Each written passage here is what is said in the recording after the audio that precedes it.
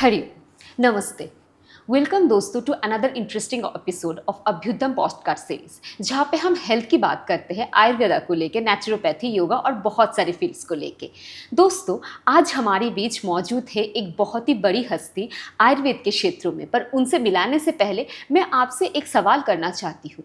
क्या आप सब भी कभी लाइफ में ऐसा फेस किए हैं अपने कॉन्सेप्शन जर्नी में कि आपको कोई दिक्कत आई है, कोई गायनोकोलॉजिकल इशू आपको परेशान किया है?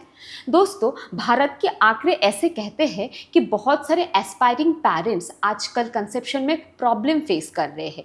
ज़्यादातर महिलाएं एंडोमेट्रियल थिकनिंग को लेके या ब्लॉक फैलोपियन ट्यूब को लेके या एन्यूवुलेशन या पीसीओडी या ना जाने बहुत सारे ऐसे गंभीर गायनोकोलॉजिकल इश्यूज को लेके खुद में रोती रहती है, डिप्रेशन में चली जाती है और पता नहीं इसका क्या सॉल्यूशन करे। पर अल्टीमेटली जब हॉस्पिटल के चक्कर लगाते रहते तो आईवीएफ ही एक लौता सॉल्यूशन बन के आता है। पर दोस्तों, आयुर्वेद के पास ऐसे अद्भुत कुछ ऐसे टेक्निक्स हैं जिनसे आप इस प्रॉब्लम से हमेशा के लिए छुटकारा पा सकते हैं और अपने माँ बनने का सपना पूरा कर सकते हैं। तो इसी टेक्निक का नाम है उत्तर बस्ती। और आज उत्तर बस्ती में जानने के लिए मैं हमारे हरियाणा के बहुत ही रिनाउंड गायनोकोलॉजिस्ट डॉक्टर रेणु महलवाद, जो स्त्री रोग एंड प्रसूति तंत्र में गोल्ड मेडलिस्ट है, मैडम आयुर्वेदिक गायनोकोलॉजिस्ट है और साथ ही साथ CRAV फेलोशिप प्राप्त किया है उन्होंने डॉक्टर प्रेमवती तिवारी जी से, जो गायनोकोलॉजी के नाम पे एक बहुत ही बड़ी मिसाल है। तो आइए doctor Renu, welcome to our show. आपका बहुत बहुत स्वागत है हमारे पॉडकास्ट सीरीज में। आपने हमें ये समय दिया, इसके लिए हम आपसे दिल से आभार प्रकट करते हैं। Thank you ma'am for having me. आपका अभ्युदय जो है एक अच्छे तरीके से ऑथेंटिक आयुर्वेद में लोगों के पहुंचा रहा है। It's very good and hello to all my listeners. Welcome ma'am once again. Ma'am, आपसे हम ये जानना चाहेंगे, महिलाओं की समस्या से तो आप भली भांति वाकिफ है कि क्या क्या हो रहा है। आप डेली बेसिस पे ओपीडी में बहुत सारे पेशेंट्स देखते हैं। तो ये उत्तर बस्ती जो टर्म है जिसके बारे में आज हमारा पॉडकास्ट है, तो ये उत्तर बस्ती है क्या? जनरली जब भी बस्ती वर्ड लोग सुनते हैं तो उनको लगता है कि वो एक एनीमा है, कोई एक इन्वेसिव प्रोसीड्यूर है और उनको डर भी बहुत है। तो काइंडली थोड़ा सा लेमैन की भाषा में हमारे ऑडियंस के लिए थोड़ा सा ये बताइए कि उत्तर बस्ती क्या है। देखिए, जब हम बस्ती को बोलते हैं इट्स फॉर श्योर कि आपके लोअर डाइजेस्टिव ट्रैक्ट पे बस्ती काम करता है, दैट इज़ एनीमा। अगर हम उत्तर बस्ती बोलते हैं तो वो आपके रिप्रोडक्शन के सिस्टम पे काम करने के लिए एक इंट्रा यूट्राइन थेरेपी होता है। उत्तर मीन्स श्रेष्ठ, बेटर। नॉर्मल बस्ती से अच्छे रिजल्ट वाली बस्ती को उत्तर बस्ती बोलते हैं और ये उत्तर मार्ग में दिया जाता है। एनल रीजन से जो आगे है, means it is vaginal route से जो बस्ती दी जाती है उसे उत्तर बस्ती कहा जाता है। आप ऐसे मान सकते हैं जैसे हम आपकी बॉडी का नरिशमेंट टिश्यू लेवल पे जाके एंड डिटॉक्स जो आपका रिप्रोडक्टिव सिस्टम है उस पर इसको करते हैं। It's a very fine procedure. इसमें अंडर स्टेराइल कंडीशन हम एक कैथेटर को इंट्रोड्यूस करते हैं और जो भी डिजीज़ है उसके हिसाब से मेडिसिन को इंट्रा यूट्राइन हम इंस्टिल करते हैं। ओके, तो जैसा मैम आपने बताया कि ये एक प्रोसीड्यूर है जो कि वेजाइनल रूट से दी जाती है, तो ये प्रोसेस में क्या ये ओपीडी बेसिस पे होता है या फिर आपके पास जैसे पेशेंट्स आते हैं, ये प्रोसीड्यूर आप कैसे कंडक्ट करते हो, कितना समय लगता है?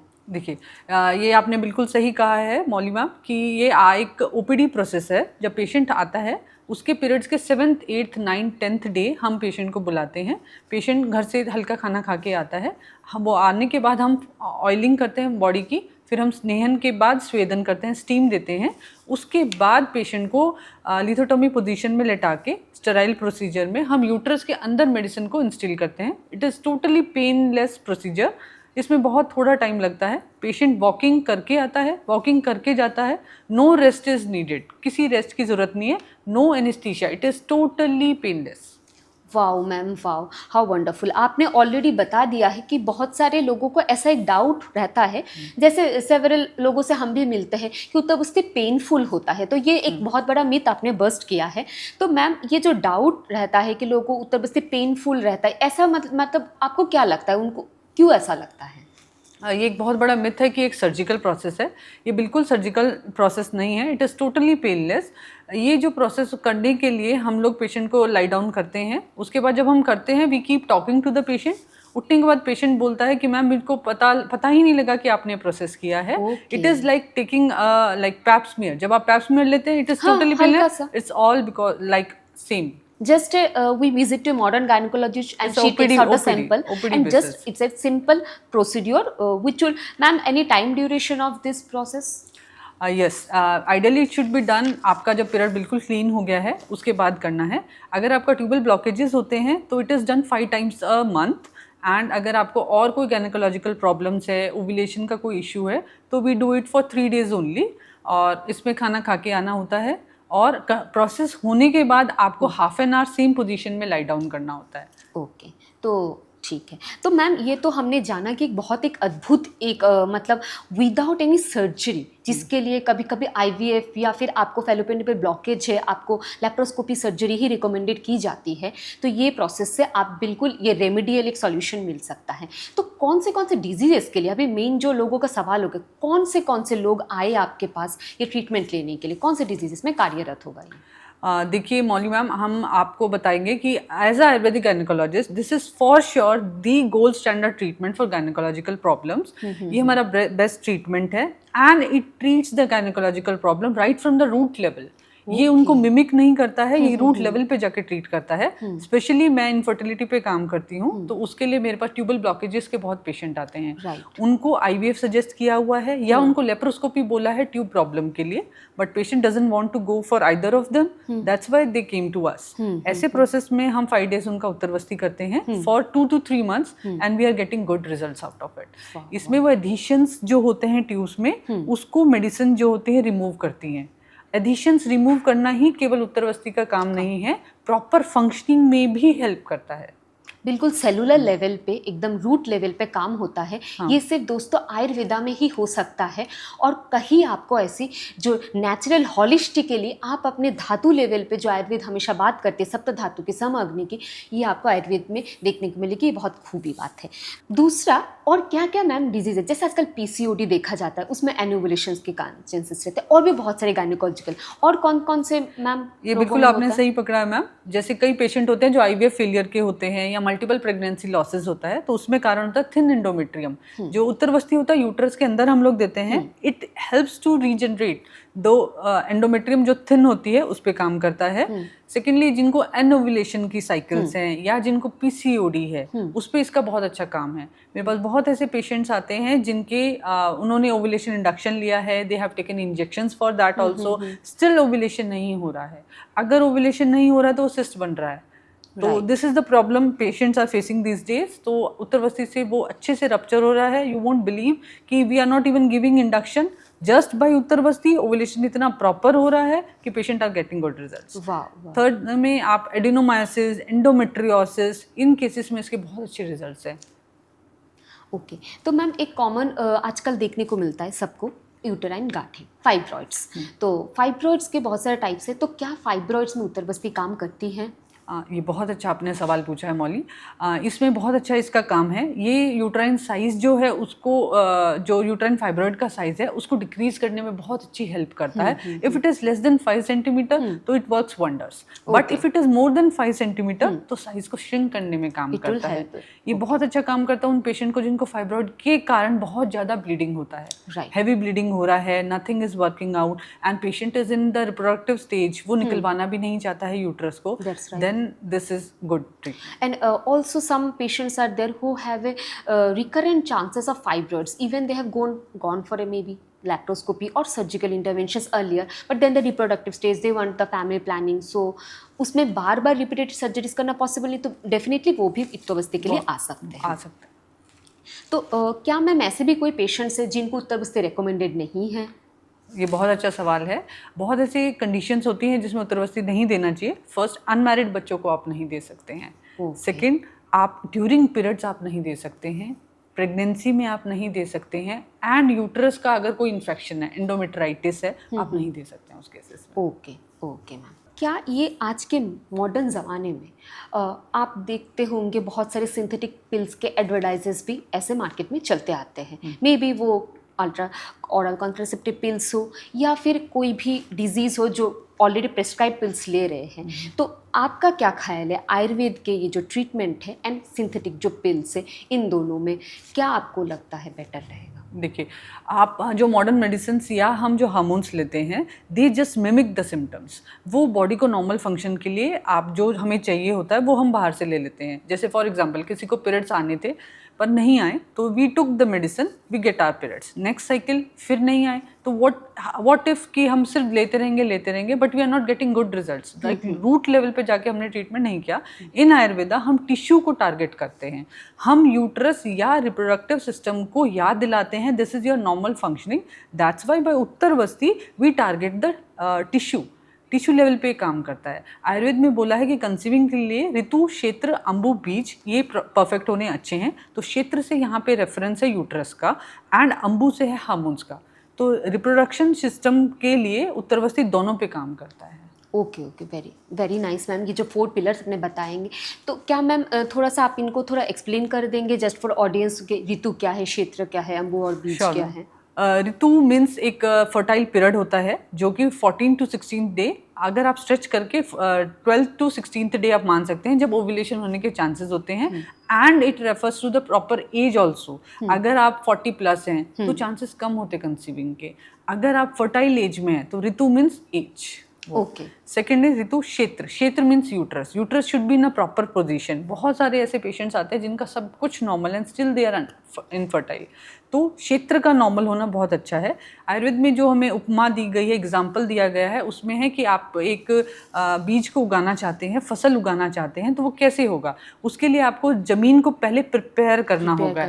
ऐसे ही जब आप बीज को यूट्रस को प्रिपेयर करेंगे तब वो जो फर्टिलाइज बीज आएगा वो उसमें प्रॉपरली एम्बेड होगा एंड ग्रो होगा। How nice, how nice. Then it's अंबु। Ambu means nutrition.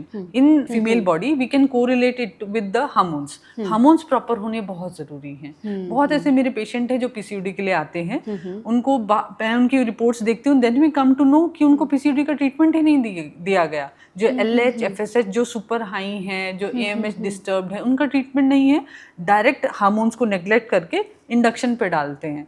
तो in spite of giving injections ovulation नहीं हो रहे हैं, रप्चर नहीं हो रहे हैं, तो उन्हें डोनर IVF के लिए या डोनर एग्स के लिए उनके लिए उनको प्रेरित किया जाता है। उसके बाद फोर्थ आता है ऋतु, क्षेत्र, अंबु, बीज means good quality of ovum and sperm is very must for good अगर कंसेप्शन का प्रोजेनी जो भी चाहिए। जैसे अगर आप अच्छी फसल चाहते हैं तो आपको अच्छी उसका क्वालिटी का होना बहुत ज़रूरी है। ऐसे ही अगर आप अच्छी प्रोजेनी चाहते हैं तो आपको ये होना बहुत ज़रूरी है कि आपका सब कुछ परफेक्ट है। ऋतु, क्षेत्र, अंबु, बीज। यस, तो ऑडियंस आप सुन रहे हैं मैम से कि आपके जो 4 पिलर्स है, अगर आप चाहते हैं कि आप सब स्वस्थ रहे तो इन 4 पिलर्स पे ज़रूर काम करिए आप। तो मैम अभी जो एक पेशेंट साइड से कोई आपके पास विजिट के लिए आता है तो उनको क्या कोई प्रिकॉशंस या कोई चीज़ें उनको प्री तैयारी करके आनी चाहिए आपके पास विजिट के लिए, उत्तरवस्ती के लिए? उत्तरवस्ती के लिए जो बेस्ट होता है मैम, मॉर्निंग का टाइम होता है। उनको हल्का लघु आहार लेके आना है। It is a form of anuvasan vasti. इसको कभी भी खाली पेट नहीं लेना है। पेशेंट बोलते हैं हम ड्यूटी से आएंगे रात को ले लेंगे, तो जस्ट टू एडवाइस देम हम बोलते हैं कि प्लीज़ आप इसको मॉर्निंग टाइम में लीजिए, तो ये बहुत अच्छा होता है। 9 से 12 के बीच में इसको ले लीजिए। आपने जो है उसके बाद आप ड्यूटी जा सकते हैं। हाफ एन आवर हमें चाहिए उसमें लाई डाउन करने के लिए। बाकी कोई ऐसा स्पेशल आपको लेके नहीं आना है, कोई इसके बाद आपको रेस्ट नहीं करना है, तो nothing special with it. Okay, just light कुछ भी आहार जैसे मूंग दाल की खिचड़ी वगैरह जो भी होममेड कुक्ड फूड खाते हैं वो करके आ सकते हैं। तो मैम ये क्वेश्चन हमारे ऑडियंस की तरफ से था, क्या आहार, योग, प्राणायाम या जो दिनचर्या आयुर्वेद में बताई गई है स्वस्थ रहने के लिए, सभी का आयुर्वेद का जैसा लक्ष्य स्वास्थ्य से स्वास्थ्य रक्षणम आतुरस्य विकार प्रशमनम, तो ये जो एक विकार है गायनोकोलॉजिकल विकारों में, तो इसमें जैसे ये पूरी दिनचर्या बताइए, इसके क्या रोल है? आपको क्या लगता है कि इससे बेटर होगी उनकी कंसेप्शन जर्नी? मेरे पास पेशेंट आते हैं, सबसे पहले मैं स्टार्ट करती हूँ लाइफस्टाइल से। उसमें भी सबसे पहले आप किस टाइम रात का डिनर करते हैं, that is the must. Patient आ रहे हैं आजकल सबसे ज़्यादा राइज पे unexplain infertility, everything is good, still they are unable to conceive. इस केसेस में lifestyle plays the major role. When you will reset this thing according to Ayurveda, according to God which have given us कि सुबह उठना है, जल्दी उठना है, ब्रह्म मुहूर्त में उठना है। If you are unable to do so तो एज अर्ली एज पॉसिबल आप उठना चाहें आप उठ सकते हैं। Then take meals. बहुत सारे ऐसे पेशेंट्स हैं जो सुबह ब्रेकफास्ट ही नहीं करते हैं, तो इससे वात का प्रकोप होता है। बिल्कुल। सुबह 8-9 के बीच में आपने ब्रेकफास्ट कर लेना है।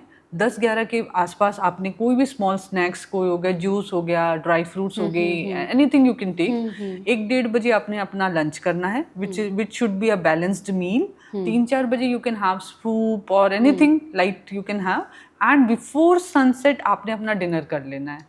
दैट कि आप जब सोएंगे तो एवरीथिंग शुड बी डाइजेस्टेड, तो ये बॉडी आपका प्रॉपर फंक्शन करेगा। तो जो हम मेडिसिन आपको देते हैं, जो they are herbal medicine, they only act if you will modify your lifestyle.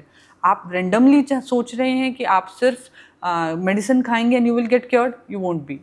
तो फर्स्ट आपने अपनी लाइफस्टाइल पे काम करना है, then only Ayurveda will give you results, and for sure Ayurveda will give you results. कि सभी बोलते हैं कि आयुर्वेदा स्लो है, आयुर्वेदा काम नहीं करता, ऐसे बहुत सारे मिथ्स हैं। पर आज आपने मैम के मुंह से सुना कि कितने पेशेंट्स उन्होंने ठीक किए हैं और कैसे इस उत्तर बस्ती से आप अपने कॉन्सेप्शन जर्नी को बहुत अच्छे तरीके से पूरा कर सकते हैं और healthy pregnancy and healthy progeny, supraja जिसको बोलते हैं, उसको भी आप प्राप्त कर सकते हैं। तो मैम कोई फाइनल पीस ऑफ एडवाइस उन सभी माताओं के लिए and even the aspiring fathers also, ताकि कभी कभी महिलाओं को क्या होता है मैम, घर वालों से सपोर्ट नहीं मिलता, पता भी नहीं होता, लैक ऑफ अवेयरनेस है, लैक ऑफ नॉलेज है, और बहुत सारे फैमिली सपोर्ट का भी लैक रहता है ग्रामीण बहुत सारे क्षेत्रों में। तो आप सभी को क्या कहना चाहेंगे, एक एडवाइस जो कि वो फॉलो करे, ताकि उनको इस जो भी गायनेकोलॉजी इश्यूज से डिप्रेस हो रहे हैं या फिर वो सैड हो रहे हैं, उनको लग रहा है कि नहीं मेरी जर्नी तो खत्म है, या मान लीजिए कोई फिनेंशियल क्राइसिस है तो वो IVF पे भी नहीं जा सकते, ऐसे भी होता है, तो क्या उनको करना चाहिए? हमारे पास जब पेशेंट आते हैं तो हम उनको यही बोलते हैं कि डरिए नहीं, घबराइए नहीं। आपके बॉडी के अंदर बहुत अच्छी हीलिंग प्रॉपर्टीज़ होती हैं, पर उसको एग्जैक्ट एनवायरनमेंट चाहिए। That's why connect with nature, connect with Ayurveda, and trust लेना है आपने उत्तरवस्ती पे। उत्तरवस्ती एक टाइम टेस्टेड चीज़ है, जो ऋषि मुनियों ने बहुत हज़ारों साल पहले बोला, जो आज भी काम करते हैं। तो आयुर्वेद के ऊपर ट्रस्ट कीजिए, अपनी बॉडी में अननेसेसरी केमिकल्स ना डालें, अपनी बॉडी का रिस्पेक्ट कीजिए, अपने आप बॉडी हील करती है। वाह वाह मैम, बहुत ही ब्यूटीफुल से आपने बात कही कि अपना जो शरीर है वो आपके खुद ही स्वयं चिकित्सक है, वो खुद ही अपने आप को ठीक कर सकता है। तो दोस्तों आप अपने ऊपर भरोसा रखिए, कॉन्फिडेंस रखिए और अपने बॉडी को ज़रूर सपोर्ट करिए।